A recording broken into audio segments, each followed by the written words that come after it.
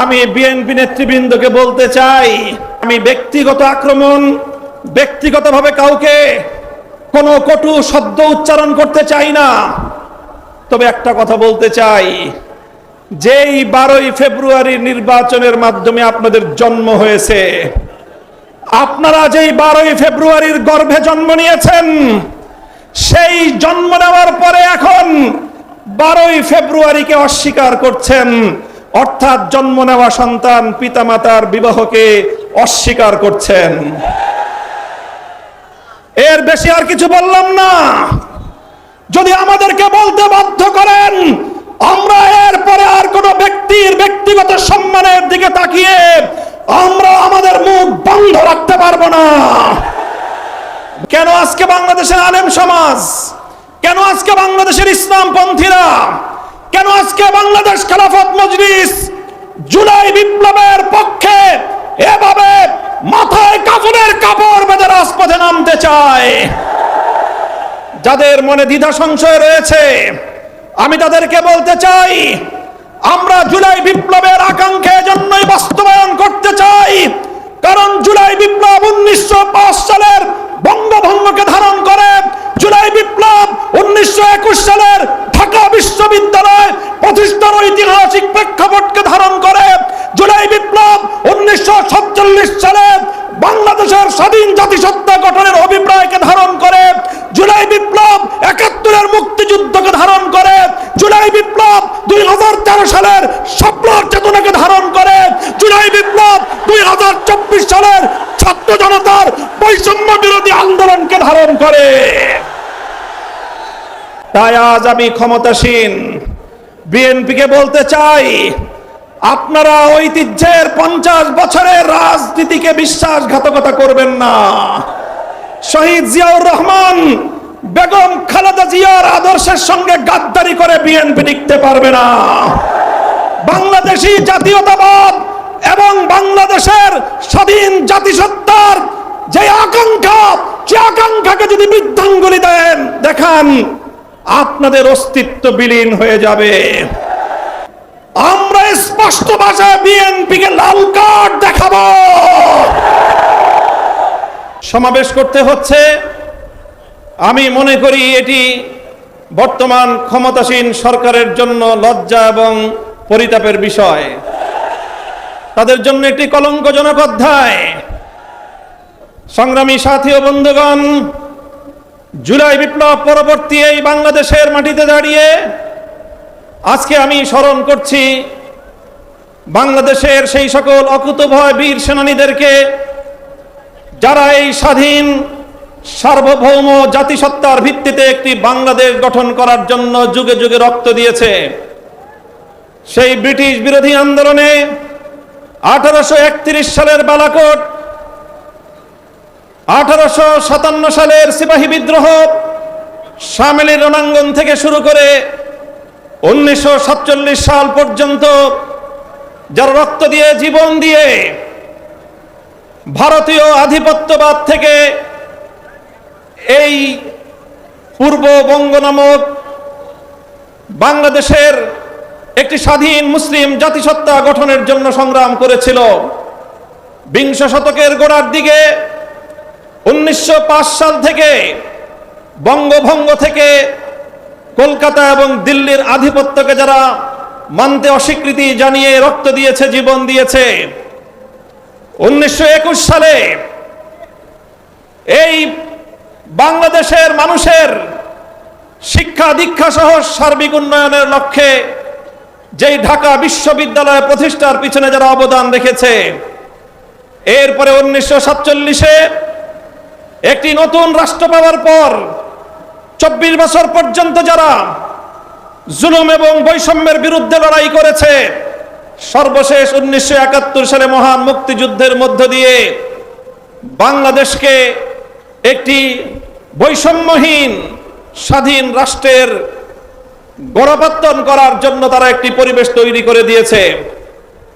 এরপরে 1971 সাল থেকে 1990 সাল, 90-এর গণ অভ্যুত্থান সহ ধারাবাহিকভাবে বাংলাদেশের ন্যায়, ইনসাফ এবং জনগণের অধিকার প্রতিষ্ঠার সংগ্রামে অনেক রক্ত এবং ত্যাগ শিকার হয়েছে। বিগত ফ্যাসিবাদী স্বৈরাচারী শেখ হাসিনার আমলে 2009 সালের পিলখানা ট্র্যাজেডি, 2013 সালের শাপলা চত্বরের নবী প্রেমিকদের অকাতরে রক্তদান, 2013 সালে আল্লামা দেলোয়ার হোসেন সাঈদী রহমতুল্লাহি আলাইহির বিরুদ্ধে একটি কল্পিত রায়ের মাধ্যমে কোরআন প্রেমিক তাওহীদি জনতার উপর যে আক্রমণ করা হয়েছে, পাখির মতো গুলি করে প্রায় শতাধিক কোরআন প্রেমী তাওহীদি জনতাকে হত্যা করা হয়েছে। সেই সকল বীর শহীদান 2021 সালে মোদী বিরোধী আন্দোলনে হেফাজতে ইসলামের নেতা কর্মীদেরকে হত্যা হয়েছে। 2024 সালের জুলাই বিপ্লবে 1,500 বাংলা তোমার সন্তানদেরকে গুলি করে পরিকল্পিতভাবে হত্যা হয়েছে। রক্তের সাগর পাড়ি দিয়ে 36শে জুলাই 5ই আগস্ট 24 সালে বাংলাদেশ নতুনভাবে মুক্তি এবং স্বাধীনতা লাভ করেছে। জুলাই বিপ্লবীরা ঘোষণা করেছিল আগামীর বাংলাদেশ গঠিত হবে 1947 সাল, 71 সাল এবং 2024-এর ঐতিহাসিক বিজয়ের উপর ভিত্তি করে। তাই আজ যারা মনে করেন কেন আজকে বাংলাদেশের আলেম সমাজ, কেন আজকে বাংলাদেশের ইসলামপন্থীরা, কেন আজকে বাংলাদেশ খেলাফত মজলিস জুলাই বিপ্লবের পক্ষে এভাবে মাথায় কাফনের কাপড় বেঁধে রাজপথে নামতে চায়, যাদের মনে দ্বিধা সংশয় রয়েছে, আমি তাদেরকে বলতে চাই আমরা জুলাই বিপ্লবের আকাঙ্ক্ষা জন্যই বাস্তবায়ন করতে চাই। কারণ জুলাই বিপ্লব 1905 সালের বঙ্গভঙ্গকে ধারণ করে, জুলাই বিপ্লব 1921 সালের ঢাকা বিশ্ববিদ্যালয় প্রতিষ্ঠার ঐতিহাসিক প্রেক্ষাপটকে ধারণ করে, জুলাই বিপ্লব 1947 সালে বাংলাদেশের স্বাধীন জাতিসত্তা গঠনের অভিপ্রায়কে ধারণ করে, জুলাই বিপ্লব 71-এর মুক্তিযুদ্ধকে ধারণ করে, জুলাই বিপ্লব 2013 সালের শাপলার চেতনাকে ধারণ করে, জুলাই বিপ্লব 2024 সালের ছাত্র জনতার বৈষম্য বিরোধী আন্দোলনকে ধারণ করে। সংগ্রামী সাথী ও বন্ধুগণ, তাই যারা ইসলামকে ভালোবাসেন, যারা বাংলাদেশকে ভালোবাসেন, যারা বাংলাদেশের শতবর্ষের ঐতিহ্যের স্বাধীনতার সংগ্রামকে যারা ধারণ করেন, জুলাই বিপ্লবের বিপক্ষে তারা থাকতে পারে না। তাই আজ আমি ক্ষমতাসীন বিএনপিকে বলতে চাই, আপনারা ঐতিহ্যের 50 বছরের রাজনীতিকে বিশ্বাসঘাতকতা করবেন না। শহীদ জিয়াউর রহমান, বেগম খালেদা জিয়ার আদর্শের সঙ্গে গাদ্দারি করে বিএনপি টিকতে পারবে না। বাংলাদেশী জাতীয়তাবাদ এবং বাংলাদেশের স্বাধীন জাতিসত্তার যে আকাঙ্ক্ষা, সে আকাঙ্ক্ষাকে যদি বৃদ্ধাঙ্গুলি দেখান, আপনাদের অস্তিত্ব বিলীন হয়ে যাবে। সংগ্রামী সাথী ও বন্ধুগণ, তাই আজ আমি স্পষ্ট ভাষায় বলতে চাই, বিগত 12ই ফেব্রুয়ারি গণভোটের মাধ্যমে বাংলাদেশের মানুষ নিরঙ্কুশভাবে সংবিধান সংস্কার করার যেই ম্যান্ডেট প্রদান করেছে, সেই ম্যান্ডেটের বিরুদ্ধে যদি বিএনপি অবস্থান গ্রহণ করে, আমরা স্পষ্ট ভাষায় বিএনপিকে লাল কার্ড দেখাবো। আমি বিএনপি নেতৃবৃন্দকে বলতে চাই, আমাদের একজন সহকর্মী আপনাদের নেতার বিরুদ্ধে একটা কঠোর শব্দ প্রয়োগ করেছিল, আপনারা মব করেছেন। তাই আমি ব্যক্তিগত আক্রমণ, ব্যক্তিগতভাবে কাউকে কোনো কটু শব্দ উচ্চারণ করতে চাই না।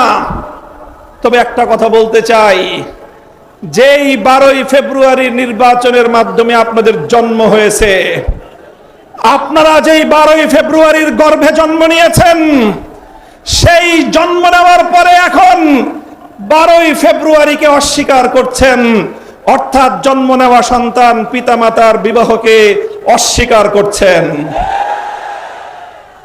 এর বেশি আর কিছু বললাম না। যদি আমাদেরকে বলতে বাধ্য করে